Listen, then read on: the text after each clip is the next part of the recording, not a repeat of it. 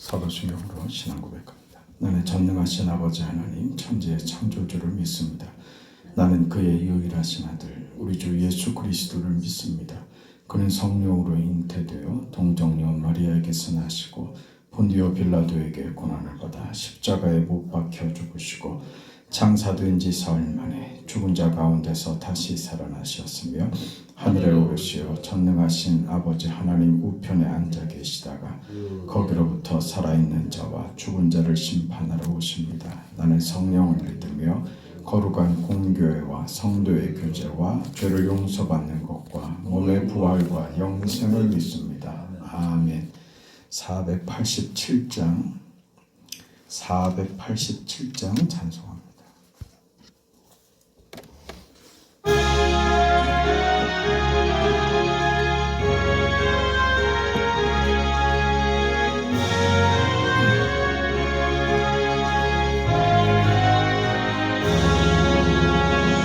어두운 후에 빛이 오며 바람 분 후에 잔잔하고 소나기 후에 빛나며 수고한 후에 쉼이 있네 연약한 후에 강건하며 애통한 후에 위로받고 눈물 난 후에 웃음 있고 씨 뿌린 후에 추수하네 괴로움 후에 평안 있고 슬퍼한 후에 기쁨 있고 멀어진 후에 가까우며 고독한 후에 친구 있네 고생한 후에 기쁨 있고 십자가 후에 영광 있고 죽음 온 후에 영생하니 이러한 도가 진리로다.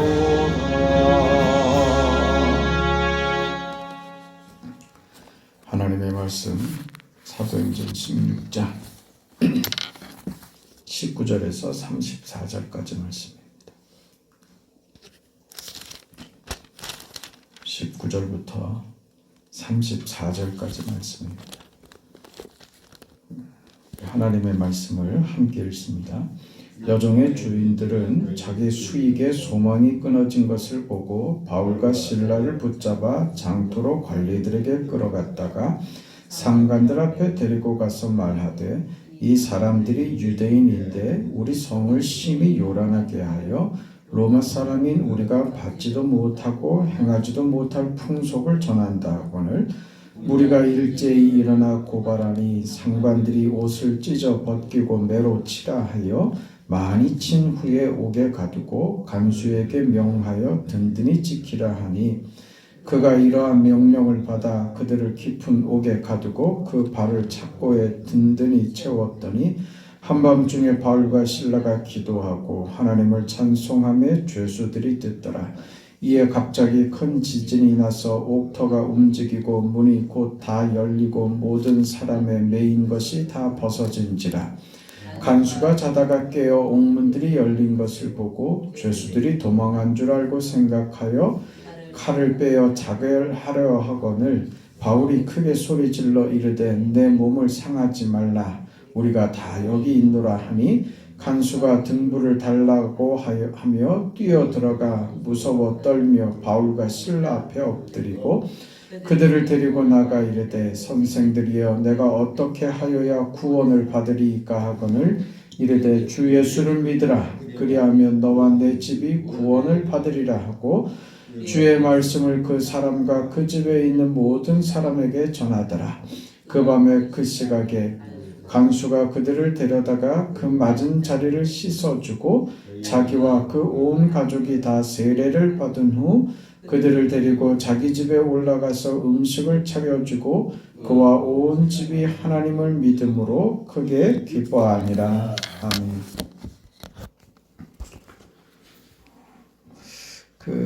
오늘 본문에서 그 유명한 선포가 하나 나옵니다. 31절에 주 예수를 믿으라. 그리하면 너와 내 집이 구원을 받으리라 하는 말씀입니다. 주 예수를 믿으라. 이게 너와 내 집이 다 연결되어 있는 겁니다. 그러니까 네가 믿으면 네 가족도 구원받는다는 말이 아니고 너와 내 집이 주 예수를 믿어 구원을 받으라. 이 말이 그 정확한 정확한 표현이 됩니다.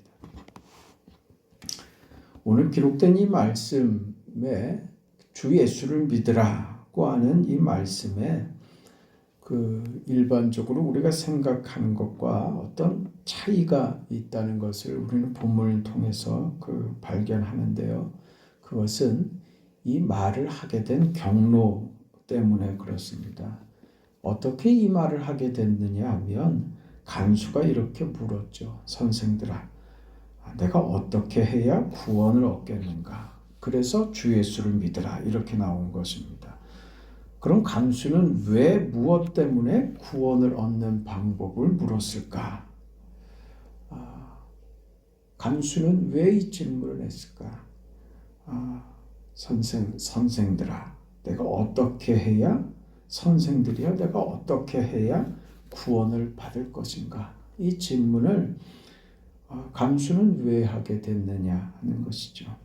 오늘 우리가 잘 아는 대로 본문의 내용은 바울과 실라가 감옥에 갇히고 그 밤에 밤을 새워서 하나님께 기도하고 찬송하는 중에 지진이 일어나죠. 옥터가 흔들리고 움직이고 옥문이 다 열려버렸습니다. 졸고 있던 간수는 이 소동에 눈을 떠보니 옥문이 활짝 열려 있습니다. 그는 이 상황을 직감했습니다. 죄수들이 다 탈출했다고 생각했습니다. 당연히 이 상황에서 그렇게 생각하는 게 마땅하지요. 그리고 그가 선택할 수 있는 결정은 한 가지밖에 없었습니다. 당시 로마 법에 이 죄수의 죄수를 가두는 이 일에 간수가 소홀함이 있거나 해서 무슨 문제가 생기면 그 책임은 100% 간수가 지게 되어 있습니다. 그러니 공개적으로 어떤 공포스러운 결과를 맞을 것을 그는 너무나도 잘 알고 있었습니다. 자신이 이 문제에 책임을 져야 하며 그 책임은 공개적으로 사형을 당하는 것입니다. 그는 이 상황을 피할 수 있는 유일한 방법이 스스로 목숨을 끊는 것 외에는 어떤 것도 없었습니다. 그래서 죽으려고 했죠. 자결을 하려고 했습니다. 그래서 자결하려고 하는데 소리가 들리는 거죠. 네 몸을 상하게 하지 말라. 이 상황에서 간수의 고백, 간수의 질문이 나온 것입니다. 자결밖에는 방법이 없는 자기 절망의 상황이었는데 그 일을 풀 방법이 없다고 생각했는데 그래서 죽으려고 결심을 했는데 네 몸을 상하게 하지 말라고 하는 어떤 큰 혼돈입니다. 자신이 가지고 있었던 살아왔던 가치 체계와 정신 세계의 혼돈입니다. 도대체 이게 뭔가 하는 것이죠. 자기가 할 수 있는 그 결정, 자신이 마지막으로 선택할 수 있는 결정은 죽는 것밖에 없는 그 상황에 보세요. 죄수로 갇혀 있는 저 사람들이 어떻게 나보다 더 늠름하며 이 상황 속에서 어떻게 저들은 저렇게도 태연하고 담담하고 담대할 수 있는가 하는 것이 이 사람으로 하여금 자신의 절망과 상대적으로 비교하게 만든 거예요. 그래서 그 앞에 덥석 주저앉은 거예요. 기가 막히죠. 덜덜덜 떨었습니다. 떨며 묻는 거예요. 선생들이여, 내가 어떻게 해야 구원을 받겠습니까? 그 25절 내용, 29절 내용이죠. 간수가 등불을 달라고 하며 뛰어들어가 무서워 떨며 바울과 실라 앞에 엎드리고, 지금 간수가 만난 지경입니다.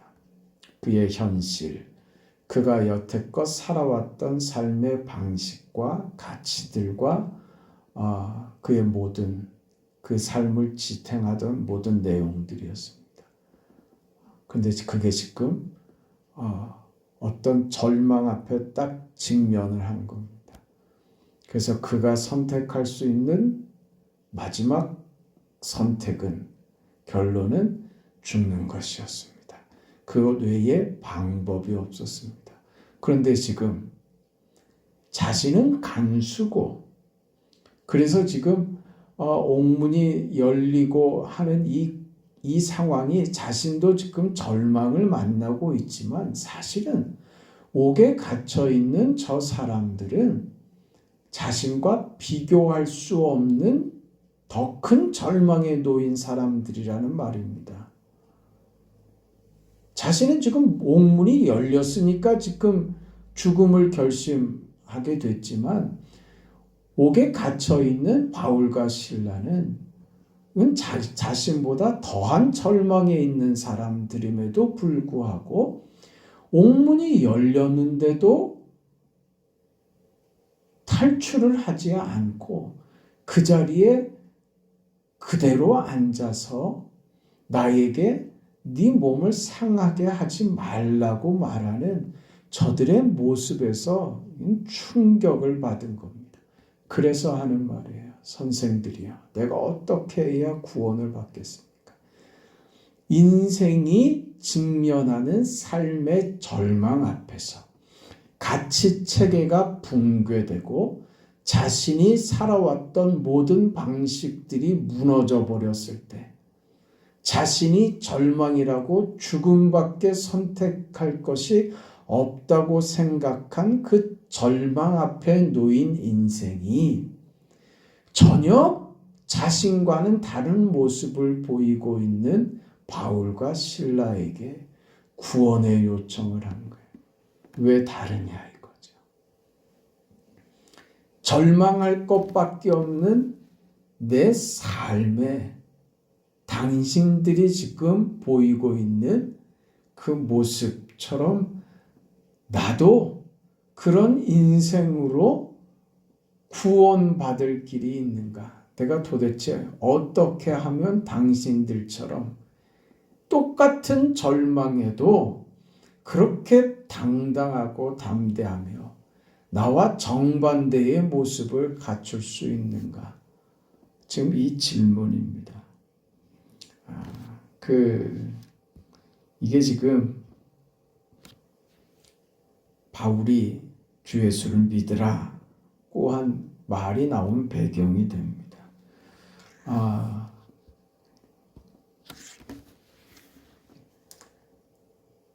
여기서 우리가 배워야 될 것이 무엇이냐 하면, 지금 주 예수를 믿으라고 하는 것은 그런 차원에서 간수가 자신이 겪고 있는 상황과 현실에 절망하며 방법이 없어 죽음을 선택할 수밖에 없는 인생에게 주 예수를 믿으라가 답이 되었던 것은 뭐냐 하면 그것이 인생의 다가 아니라는 것을 얘기하는 거예요.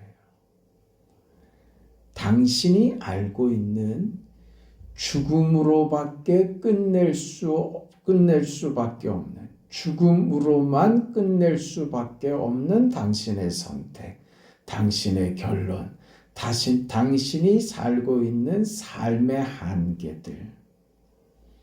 인생은 그것만 있는 게 아닙니다. 지금 그 얘기입니다. 죽음으로 끝나는 게 인생이 아닙니다. 절망으로 그 절망이 당신을 죽음으로 몰고 가는 아픔이라 할지라도 우리 인생은 그 절망으로 죽음에 이르러서는 안 되는 인생들입니다. 우리 인생은 죽음보다 더 큰 것을 가지고 있습니다. 그 이해입니다. 그게 주 예수를 믿으라고 한 겁니다. 그래서 우리는 지금 죄수가 겪고 있는 이 절망적인 상황, 그가 직면하고 있는 이 죽음의 위기, 죽어야만 하는 죽음으로 밖에는 이 상황을 해결할 수 없는 그의 전부가 죽음으로 끝맺어야 하는 그 상황에서 우리가 생각해야 되는 것은 그게 다가 아니라고 하는 것입니다. 그것으로 끝내는 것이 아니라 우리가 소유하고 우리가 사는 믿음의 삶은 그것과 다르다고 하는 것을 배우는 것이죠. 그래서 자주 말씀드리는 것처럼 우리 성도의 삶은 내세적이라고 하는 거예요. 이 땅에서의 삶이 다가 아니다. 이것으로 끝나는 것이 아니다. 우리가 알고 있는 것이 다가 아니다. 이게 주 예수를 믿으라고 하는 것입니다. 지금 간수로서 죄수를 놓치자 죽을 수밖에 없다고 한 그에게 우리가 생각한 것이 다가 아니다. 당신이 생각한 것이 전부가 아니다. 이것을 한마디로 주 예수를 믿으라 이렇게 선언하는 것입니다. 보통 사람들은 자신의 눈으로 확인하거나 어떤 최소한의 합리성을 띠지 않으면 믿지 않습니다. 누가 무슨 얘기를 해도 잘 믿지 않습니다. 우리는 의심부터 하죠. 우린 본성적으로 무슨 말을 하면 그걸 믿으려고 들기보다는 믿지 않으려고 거부하려고 드는 것이 그 우리의 본성들입니다. 합리적이라고 할 때 이 죄수에게 있어서 지금 합리적인 것은 죽는 겁니다. 이해되지 않는 그 진실과 사실과 내용들은 받아들일 수 없기 때문입니다. 그래서 그는 죽으려고 했던 것입니다. 자신이 가지고 있는 생각과 이해의 범주 안에서는 죽음으로밖에 끝낼 수 없는 그런 삶을 살고 있기 때문입니다. 그가 가지고 있는 어떤 경험과 기대도 또 어떤 가능성을 고려해도 결과는 죽는 것으로 끝나는 것이 가장 깨끗하고 더 이상 수치를 당하지 않는 그에게 유일한 방법이었던 겁니다. 거기에 주 예수를 믿으라 하는 선언으로서 네가 생각하는 것은 모자라다. 미흡한 결론이다. 네가 알고 있는 것이 전부가 아니다. 네가 거기서 빠져나올 방법이 있다. 그것이 주 예수를 믿으라고 선언하고 있는 것입니다. 복음은 그래서 우리 인생에 여러 가지 모습들을 우리에게 보여주고 확인시키는 거예요. 우리는 내세적인 인생을 사는데 그 내세적인 인생이 현세에도 그래서 삶을 이렇게 여유 있고 너그럽게 만들어 버리는 것입니다. 우리는 현실에서 어떤 행복과 불행으로만 인생을 결론 짓지 않습니다. 우리는 내세를 사는 사람들, 천국을 사는 사람들입니다. 그래서 현실의 삶은 내세의 삶을 준비하는 기간으로서 현실이 존재하고 현실의 삶을 충실하게 담아냄으로써 천국의 삶을 준비하는 천국의 삶을 영원히 누리는 자의 그 여유와 그 삶을 현실에서 살아내는 것이죠. 이것이 바로 우리가 이 땅과 우리가 사는 이 삶, 우리의 현실, 그것이 갖는 의미입니다. 이 모든 현실에서의 삶은 그래서 과정인 것이죠. 이게 우리의 목적도 아니고 이게 전부도 아닙니다. 이게 전부가 돼버리면 지금 간수의 결론에 도달한다니까요. 현실에서의 삶이 우리에게 모든 것이라면 우리는 현실에서 이 죽을 위기와 환경을 만나면 죽는 것 외에는 방법이 없는 인생이 돼버리는 것입니다. 그러나 우리가 천국을 목적으로 천국의 백성으로 산다라고 할 때는 이 현실에서의 삶은 이 현실보다 더 중요한 것을 만드는 과정이 되는 것이고 그 하나님이 우리 인생에게 목표하시는 그 목표에 도달하기까지 어떤 순간에 불과한 것입니다. 우리의 목적지는 이 땅이 아닙니다. 우리는 잠시 이 땅에서 나그네 인생으로 사는 것이죠. 나그네 인생으로 천국을 목적하며 사는 것이 오늘 우리들입니다. 이게 주 예수를 믿으라 라고 하는 말 속에 다 담겨 있는 뜻입니다. 사도 바울에게 있어서 지금 이 믿음과 이 삶과 이 가치가 그의 존재됨이 그래서 지금 설사 감옥에 갇혀서 맥없이 덧없이 이름 없이 죽는다 할지라도 이 자리에서의 이 모습이 하나님 앞에서 평가될 것이고 영원한 것에서 더 영원한 것으로 완벽한 보상을 받을 그런 인생이기 때문에 지금 감옥 안에서의 모습이 절망일 수도 없고 비극일 수도 없고 원통할 수도 없고 그것이 자신을 흔들 수 없는 것이 되어버렸습니다. 그게 지금 바울이 기도하며 찬송으로 결론 지으며 그가 깨달은 삶인 거예요. 믿음이 무엇인가?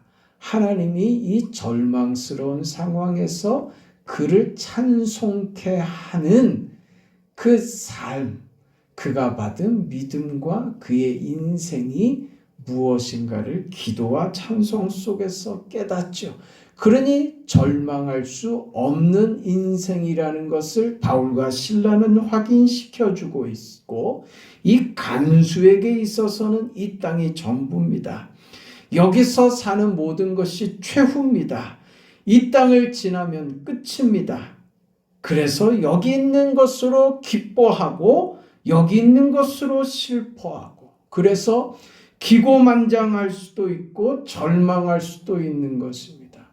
그는 방금 전에 바울과 실라를 채찍질한 사람입니다.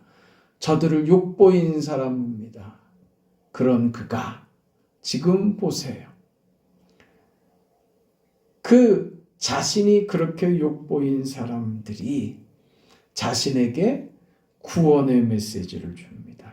주 예수를 믿으라. 마치 바울이 그 스데반을 돌로 쳐 죽이고 그 자리에서 자신의 손에 스데반의 피를 묻혔을 때 그것이 바울에게 있어서 그 자신을, 그 인생을 늘 생각하게 만들었던 것처럼 베드로가 주님을 3번이나 부인했던 자신의 절망스러운 모습을 직면했던 것처럼 오늘 이 간수도 그 자신을 돌아보게 되는 것이죠.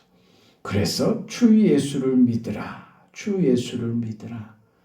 이 메시지 앞에, 이 복음 앞에 그는 항복하고 말고 이렇게 빌립보 교회가 세워지는 것이죠. 자주장사 루디아와 점치던 이 여인과 또 간수였던 간수의 집안이 회개하고 이렇게 교회가 태동이 된 거예요.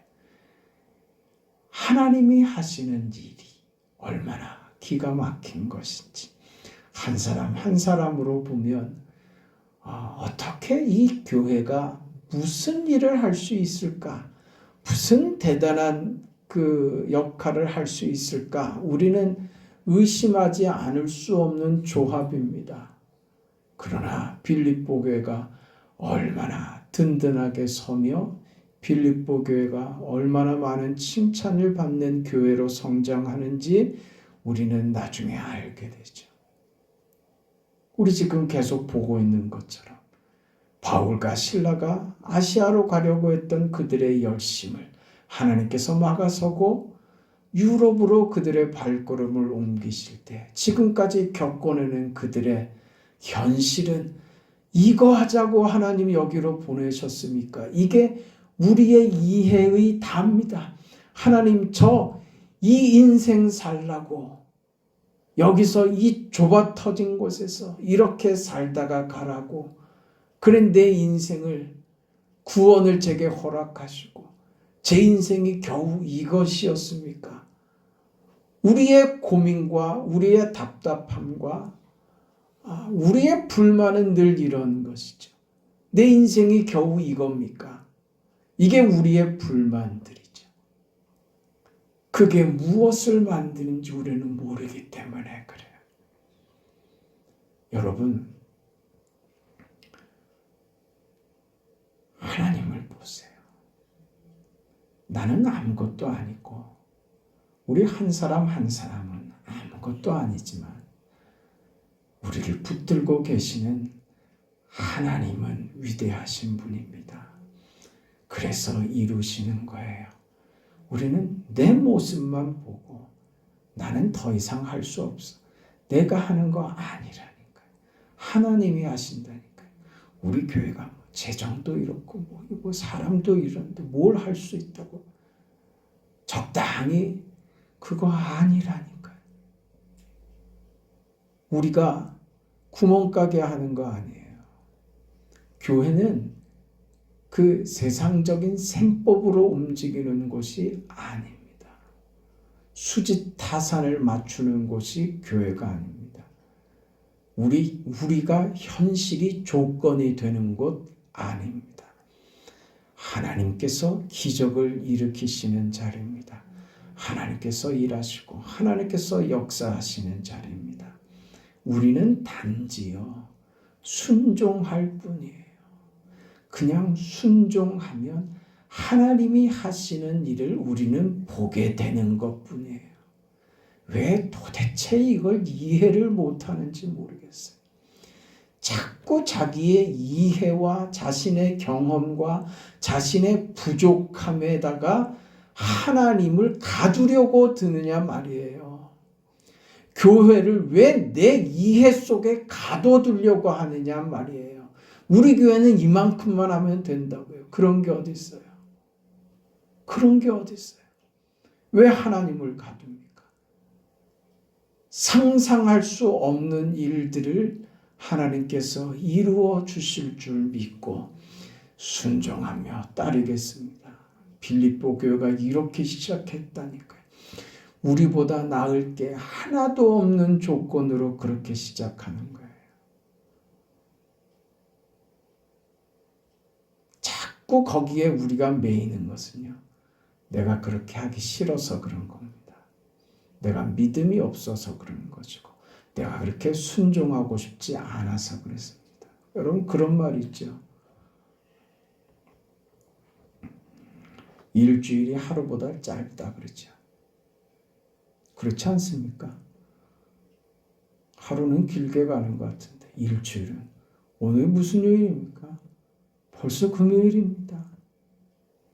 일주일이 하루보다 더 짧습니다. 이건 누구나 다 공감하는 겁니다. 하루가 그렇게 길어 보이는데 일주일은 짧습니다. 여러분, 10년이 길던가? 여러분 인생에 70년이, 40년이, 50년이 길었습니까? 짧죠. 눈을 감았다 뜬 것 같은데 세월이 이렇게 지나가 버리고 말았습니다. 그것을 안다고 하면 우리가 받은 믿음대로 살아야지요. 이 짧은 인생에 뭘 망설이고, 뭘 주저하고, 뭘 고집을 부리고 헛되게 인생을 소비할 것이냐 말이에요. 짧은 인생입니다. 얼마 남지 않은 인생 시간들입니다. 우리가 받은 대로, 우리가 믿음으로 보는 대로 그렇게 살아야 합니다. 하나님 앞에 그렇게 기도하시죠. 하나님, 믿음을 주세요. 믿음을 주세요. 저에게 깨달음을 주세요. 마음을 집중해서 하나님이 깨우치시는 내가 부름받은 그 목적을 놓지 않고 부끄럽지 않게 70년이 이렇게 빠르게 쏜살같이 지나버렸는데 앞으로 주님 만날 날이 얼마나 가까울지, 그 짧은 시간 주님 앞에 설 때 부끄럽지 않게 주님을 만날 수 있도록, 그렇게 나의 남은 인생을 살아내도록 하나님 내게 믿음을 주시고 제게 깨달음을 주시고 제 인생을 믿음으로 채워갈 수 있도록 하나님의 역사를, 기적을 내 삶 속에서 채워가며 하나님께서 우리에게 허락하신 이 교회를 하나님 앞에 부끄럽지 않게 그렇게 드릴 수 있는 우리 모두가 되게 해달라고 그렇게 기도하면서 그 인생을 살아내기를 바랍니다. 걸어가시고 자비하신 영광의 아버지 하나님, 하나님의 은혜와 사랑을 감사합니다. 우리가 생각하는 것과 하나님이 하시는 일이 우리 이해로, 우리가 가지고 있는 우리의 수준과 우리의 방식과 우리의 한계로는 하나님이 하시는 일을 우리는 도무지 깨달을 수도 없고 이해할 수도 없고, 그 과정 속에서 우리는 늘 헤매고 질문하고 답답해하고 원망하고 힘들어합니다.